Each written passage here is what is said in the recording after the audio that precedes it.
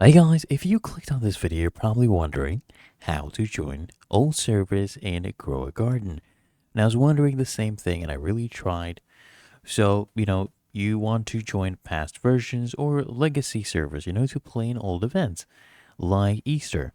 And I must tell you that no, that is not possible because that's a myth. Unfortunately, it's a common scam because Roblox automatically forces updates across old game servers, and once an update rolls out, every server, actually including private ones, get updated immediately. Because of this, you can't access older game versions, okay?